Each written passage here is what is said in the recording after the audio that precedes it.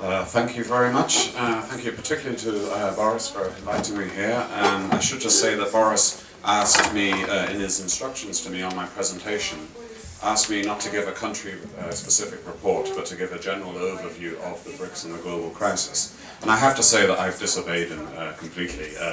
Part of the reason for that is because I want to look at class struggle and changing forms of labor regime in China, because I think that this is a neglected area in understanding the broader changing configuration of the BRICS and its relationship with older US-centered forms of global capitalism. And I'll explain why that is the case. It seems to me that one of the debates that we've been dealing with is whether we view the rise of the BRICS, if we want to call it that, as a new form of capitalism that's in some sense challenging the previous US-centered global capitalist system, or whether we view the BRICS as simply part of a reconfiguration of US global capitalism, to borrow Patrick's term, sub-imperialism, and we see this actually as a strengthening of US hegemony, if you like, and US capitalism. And I think, you know, the way that we answer this question is important in terms of trying to gauge the significance of the global financial crisis. But somehow I feel that this debate is perhaps, it runs along two extreme lines of argument, in a sense. One of them emphasizes, to borrow David Harvey's term, the territorial logic of power, or the other one focuses on the capital logic of power. And I think what's more important is actually to see the relationship between the two, in order to be able to gauge the different possible futures. And I think this is also related to the fact that since the 1990s, when we were talking about globalization and the retreat of the state, and the fact that the state was no longer the significant container of economic and political power, then we moved suddenly to this discourse of the BRICS, where we started talking about states again, and states as being challengers, without much reflection of how we move suddenly from one to the other. And I think there's a problem with this kind of approach. So I would say it's important to give full weight to both geopolitical and geo-economic dynamics and try to understand the relationship between them in a non-reductionist manner. So we can look at the capitalist class and the way it pursues profits, but also understand the state class and its arguably wider agenda of interests in terms of reproducing itself. For example, seeing how state classes not only react to geopolitical challenges, but also challenges from below in terms of social unrest. So that's what I'm going to try to do, and I'm going to do it by focusing on how I think the hyper-exploitation of labor in China has played a key part in the capitalism, at least of the last 15 to 20 years or so. In some sense, this Chinese hyper-exploitation has similarities to what we saw earlier in East Asia, in Northeast Asia, with Japan expanding out towards South Korea and Taiwan. But there's a fundamental difference in that the earlier Japan-centered East Asian capitalist system arose as a challenger to the United States, and from the 1970s we saw how profitability in the United States began to decline. But with the rise of China, we see actually more of an integration between US capitalism and Chinese production. So instead of two separate systems challenging each other, you see an integration of US transnational corporations into Chinese production. And that has significant implications. Now, since yesterday, I keep thinking about this happily married couple that we talked about China as the producer and the United States as the spender. And I kept trying to think how that was a happy couple, because in my experience, this is not conducive to marital bliss. I think Larry Summers himself gave it a much more sort of ominous, negative characterization when he talked about the balance of financial terror, where we can think about the husband and wife actually wanting to kill each other, but not really being able to have the means to do it without harming themselves. So we can think, I can take this metaphor a bit too far perhaps, but we can think about China is the greatest owner of US debt. It has the means thereby to drop that debt and bring about a rapid decline in the value of the US dollar, but then the US owns so many US Treasury bonds that it can't sell off a significant portion of some of those bonds without bringing about a decline in the value of what remains. So China is kind of locked into that position. And again, the US can be more protectionist, but it could, by doing that, undermine the cheap import of Chinese goods which have supported its own consumption spree. Now, those are very mainstream approaches still to try to understand the relationship between the US and China. Perhaps more radical approaches are views which look at the US as being a form of super-imperialism. So, for example, Herman Schwartz recently wrote a book where he talked about global financial arbitrage. So the US housing market became a means whereby the US was able to borrow at low rates and then lend back out at high rates, and through that process stimulate its own economy. Now, within all these analyses, the question of class exploitation is left rather implicit. It's kind of assumed that the Chinese are the workers, but it's not really explained exactly how that system of hyper-exploitation works and what the sources of change are. There's a kind of functionalist approach to understanding the role of hyper-exploitation within China. And the same, I would say, goes for more sociological approaches that look at Chinese labor regimes to the extent that they do talk about international relations, if you like. They say that this form of labor regime is necessitated by these broader geopolitical, geoeconomic connections. And I think that's very problematic. And I'm coming at this from a perspective of mostly specializing in the labor regimes in other East Asian countries, Japan, South Korea, and Taiwan. And what we learned there is that things never remain static. It's been an extraordinary process of change over the past 60 or so years since the end of the Second World War. Balance of class forces are always changing, and this has important implications for changing forms of capitalism, for the way the capital responds to its own limits, the limits to capital, to the kind of fixes, whether they're spatial, technological, or financial. And I can't see any reason why we should think of the Chinese cases as being different. And I think now we are at the cusp of an important fundamental change. Lawrence referred to this yesterday, but I'd just like to go into this in a little bit more detail. Now, to think about hyper-exploitation and what its origins are, in some sense, it shares geopolitical origins with exploitation in other parts of East Asia. The establishment of post-war East Asian capitalism was it came after the Second World War. On the Chinese side, there was the revolution, which served, despite the nature of the revolution, served to create a kind of autonomy between workers and the state, where you have a strong state to some extent and a weak society. And this was also a similar situation created in the other East Asian states through US intervention, which ironically imitated some of the features of the Chinese Revolution through, for example, land reform, which wiped out the landlord class. So after the Second World War, the landlord class was no longer an important actor in East Asia.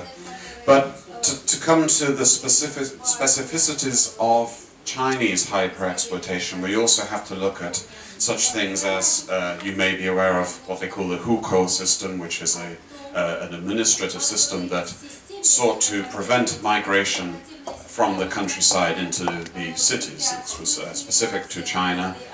It didn't prevent migration, but what it meant was that people in the rural areas, if they did migrate to the cities, they would basically be foreigners in their own country. They would have no access to social welfare.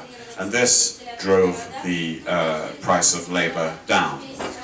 And arguments have also been made about other forms of agricultural policy, For example, in the 1970s in Taiwan and South Korea, there were specific government initiatives to try to develop agriculture. In Taiwan, you had a rural industrialization process. In South Korea, you had a new village movement which explicitly sought to develop and modernize and raise the standard of living in the countryside.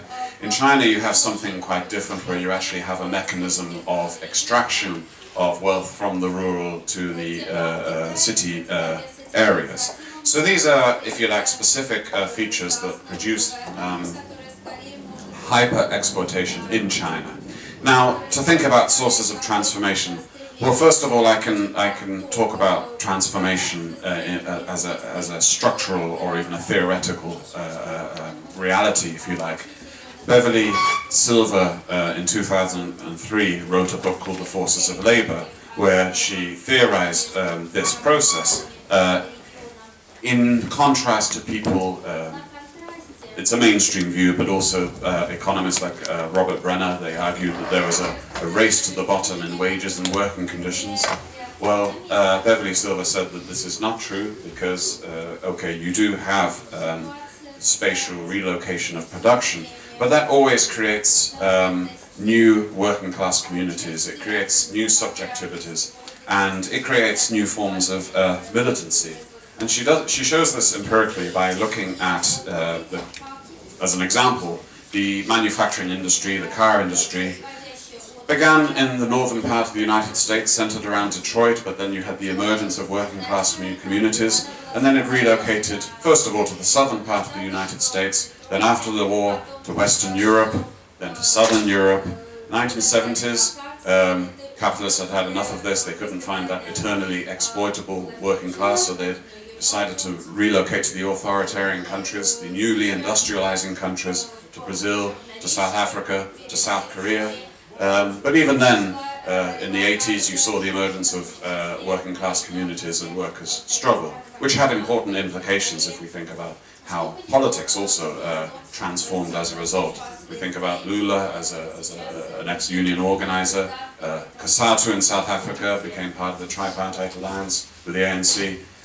South Korea was not to that extent, but you still had the kind of emergence of a Labour Party in the late 1990s. So the big question that this raises is then, what about China? Do we see this process playing itself out in China? Many people would say not.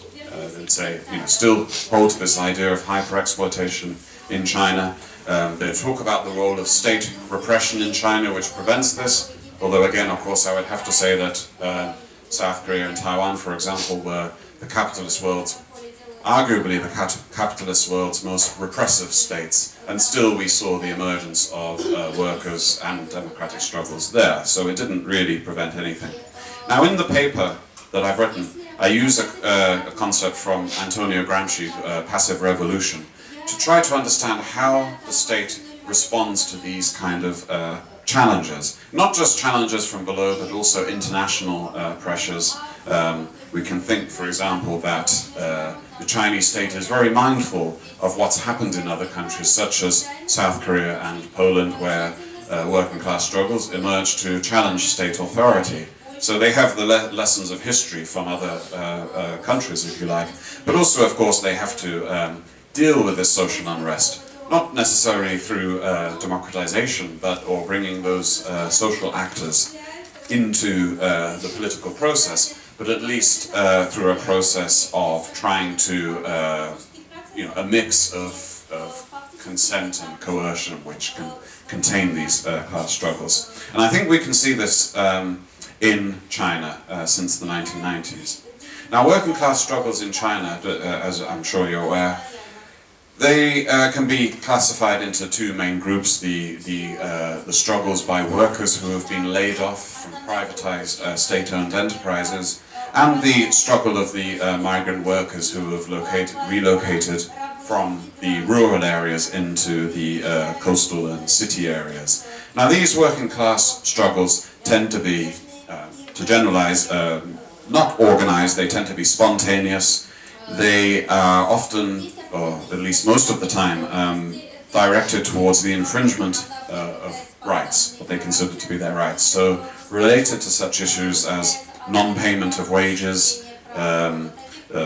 If they're in the state-owned enterprise sector, it will be about privatization. It could be about unreturned deposits. It could be about harsh repressive management measures. So they tend to be reactive. But in any case, since the 1990s, as we all know, these struggles have become endemic. Now, as I say, we can categorize Chinese government responses in terms of policies of coercion and policies of trying to create consent. Now, we know about the coercion. They tend to be the repression of strikes, of strike organizers, absolutely preventing the formation of any autonomous unions. Okay, now this is all well documented.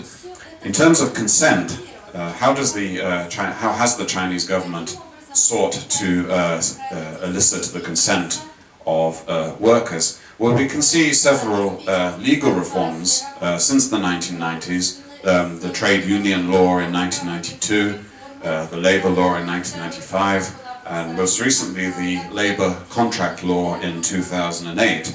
And with the process of economic reform in general, the revival of the All China Federation of Trade Unions, which of course is a state corporatist organization, but it's been revived to at least try to play some role in the mediation of disputes, although it rarely actually does that.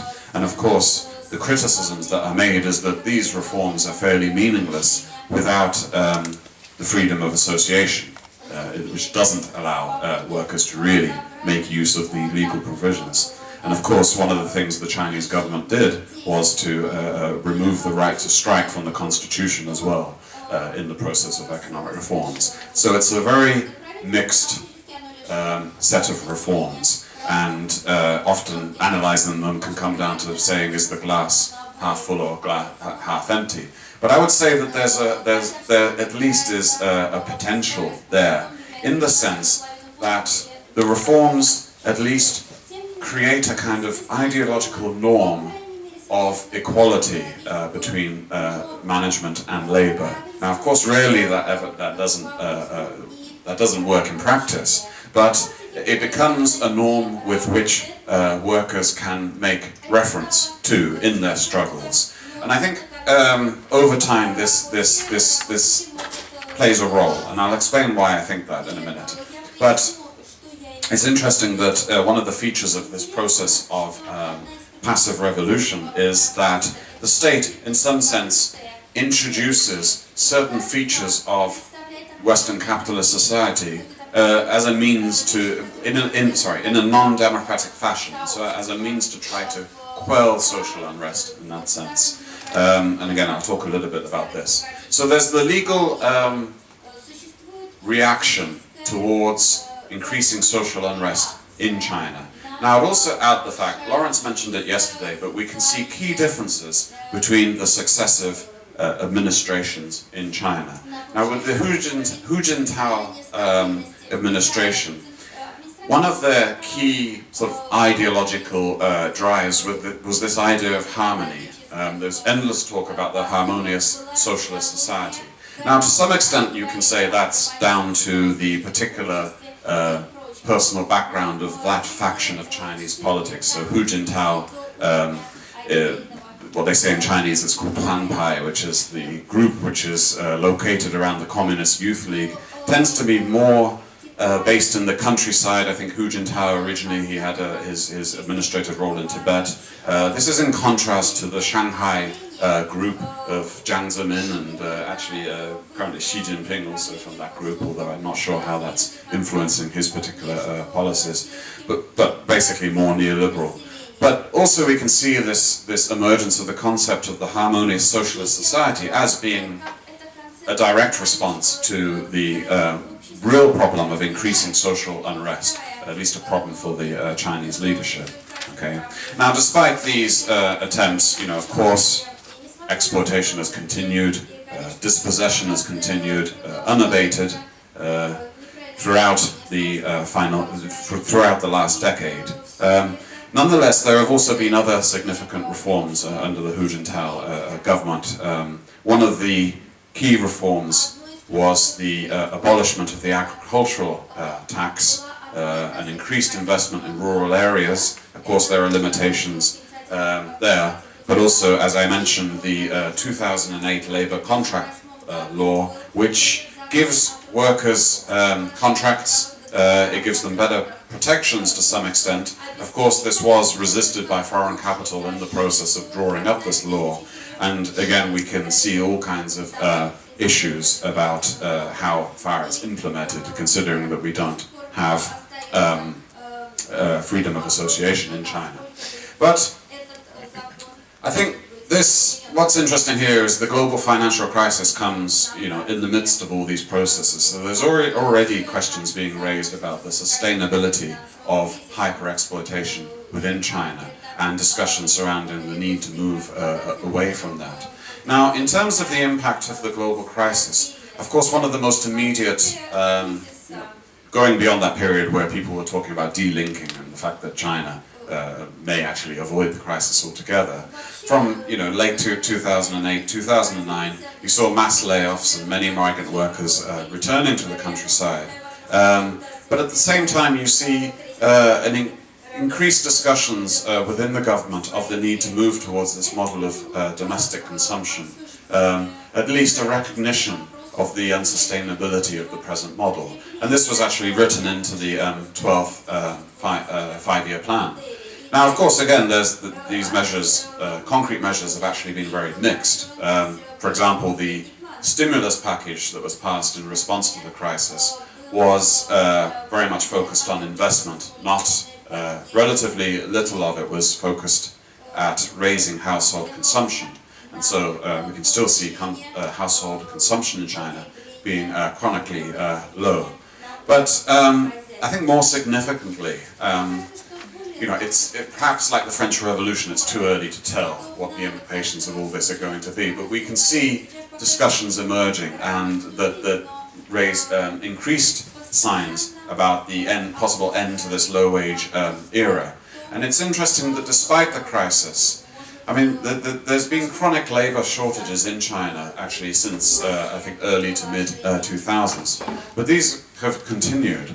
In Guangdong province, where most of the export-oriented industries are located, I was reading some figures on this that say 90% of companies this year have struggled to recruit workers.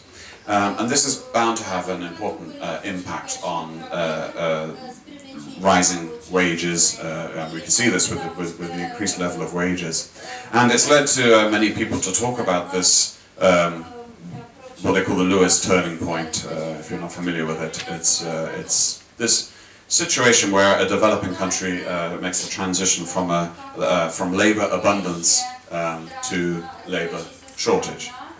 Some people have dismissed this idea in relation to China because they say, well, this is about the reform of the agricultural tax and these kind of particular policies. But I would say, the Lewis turning point is always a result of particular social, political, historical circumstances. But the significance here is that, despite what Beverly Silver says about worker militancy leading to a rise in wages, what's also significant, particularly in the case of the East Asian countries, is that all the labor struggles of the 1980s were preceded by this Lewis turning point. That transition to labor shortage created the structural power for workers then to go on to unionize, to achieve higher wages. And it may be the case that we're starting to see the beginnings of this process in China, a very nascent process, but something which the global financial crisis in the medium to long term may accelerate. So I would say that the days of hyper-exploitation in China are numbered. And this has significant implications for understanding global imbalances and understanding China's role within the broader conjuncture of global capitalism. Now, I'd just like to finish with one further point. As you'll be aware, in 2010, there was a strike wave in China. Much of the media reporting focused on the suicides of the Taiwanese company Foxconn, which of course was very sad, and struggles again. Many of them were kind of reactive struggles.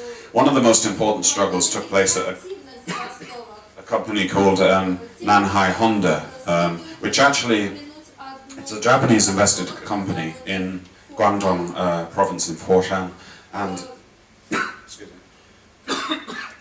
what was significant about the struggle is that it was a struggle basically for higher wages. Now that doesn't sound particularly significant, but in the context of China, where most strikes were, as I say, reactive strikes against the infringement upon labor and human rights, the fact that there was this very bread and butter kind of strike for higher wages is significant in the Chinese case, because to take the other Asian countries as a comparative example, that marked a qualitative change in the nature of the union movement, of the labor movement, and a transition to something which does have significant economic implications in terms of the end of their exploitative labor systems.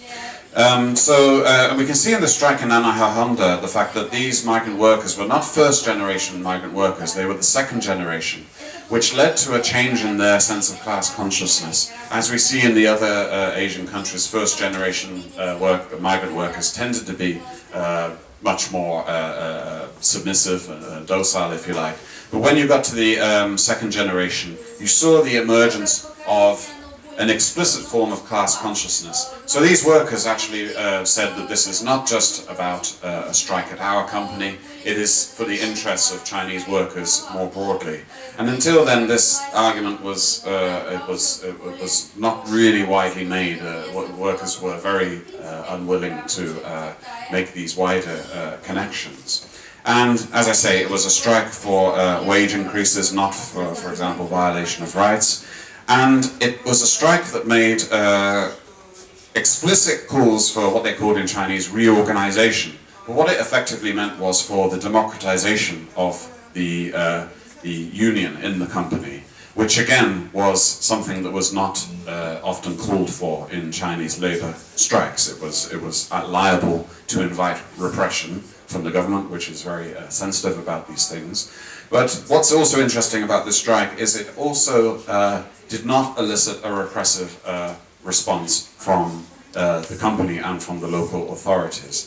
There emerged a form of labor management negotiation in which there were various mediators from outside, and the negotiation then actually took more of the form of what we might call a normal, so to speak, form of negotiation, which again is something quite different from the very unequal sort of negotiations that tended to happen in Chinese companies. Now there are various reasons for this, about why this happened in this one company. It could perhaps be explained away. For example, this was a Japanese company, it was a bit conscious politically about calling for the local authorities to repress the workers. For various historical reasons. Also, this company was very tightly located within lean production networks, which made the strike at Nanhai Honda particularly destructive for the production network in general. But I think also over the medium to long term, we may see this as the beginning of a qualitative change in the kind of labor struggles that are taking in China, where we actually see the emergence of a more materially and potentially an offensive labor movement rather than these defensive struggles that we've seen up to the point. But I make that just as a suggestion, and hopefully that will be open to discussion. I'd like to finish that. Спасибо, Кевин. Пожалуйста, вопросы к выступающему. Пожалуйста, Анна. Кевин, я хотел бы задать вот такой вопрос. Я как-то видела очень поразивший меня фильм «China Blue», «Джинсовый Китай», о том, как фабриканты китайские используют труд молодых девушек, в основном девушек, или почти детей, подростков. И условия труда чудовищные, ненормированный рабочий день до 14-16 часов и так далее. Но мне трудно себе представить, что такие работники могут организоваться и выступать за свои права. Есть ли в Китае хоть какая-то надежда, что появятся организации, способные сначала защищать их, а потом вовлечь их в сопротивление и в защиту прав? Спасибо.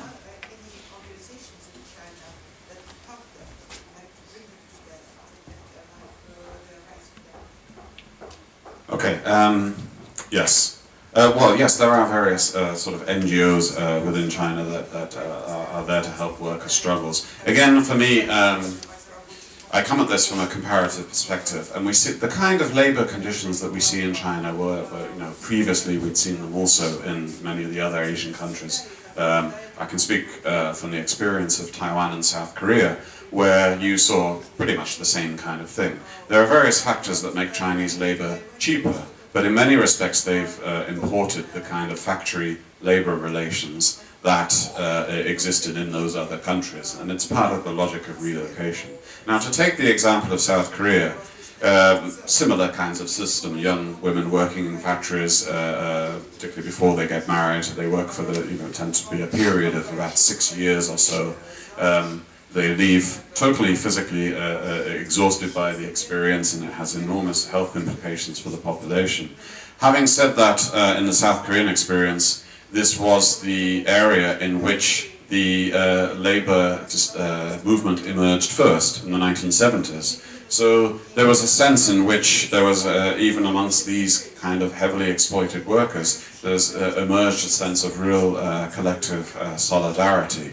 At the time when male workers were much more integrated into the state corporatist system and were less willing to challenge that system. So they really were, in that experience, the vanguard of the early labor struggle. And I see no reason why this is not happening in China also. So it's the labor conditions are terrible, but people will find a way through collective solidarity. Спасибо, пожалуйста, Борис. Очень короткий тоже вопрос.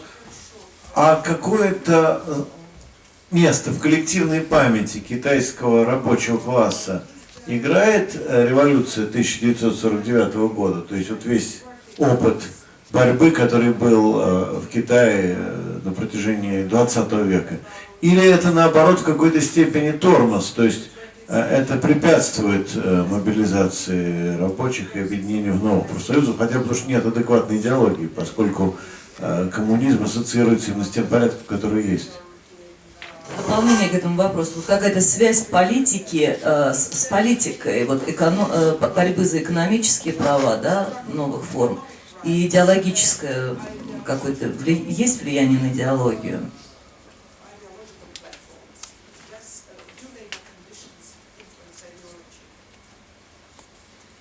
Okay, those two questions, there were some common points between them.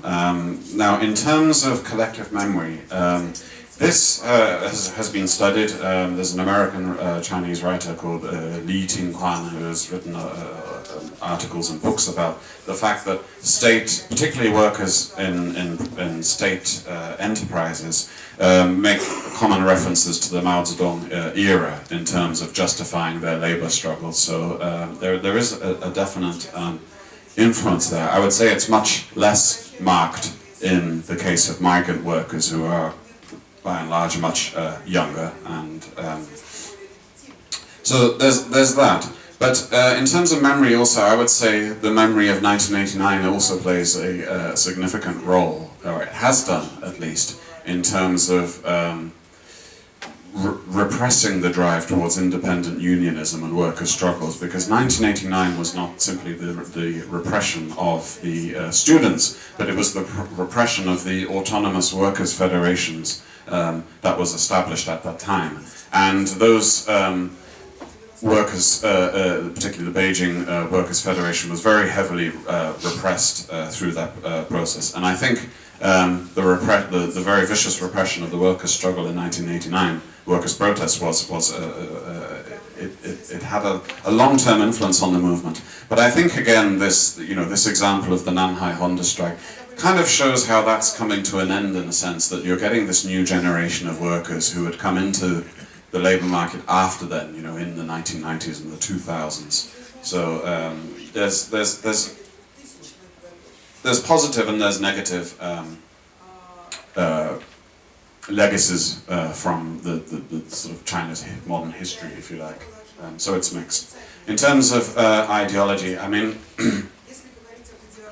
I think again, it's very difficult for Chinese workers to make any, when they launch their struggles, to make any kind of political claims. Again, part of because of this history of the repression of workers. So I think workers are often very clear to try to do the opposite, to try to say that they're not making any kind of wider political points. And I cited again the example of this particular strike in 2010 because it perhaps shows as I'm aware of, the first recent kind of labour strike that actually does make a sort of wider claim in that regards, to try to make linkages with the common situation of workers in general. So I think that may change in the future, and I think this is perhaps evidence that it will change. Спасибо. К сожалению, у нас очень мало времени. Последний вопрос, очень коротко, если можно, потому что мы должны закончить без 10:02. Пожалуйста. Is there labor internationalism in China or Daria in Russia? Give us any hope for BRICS from below?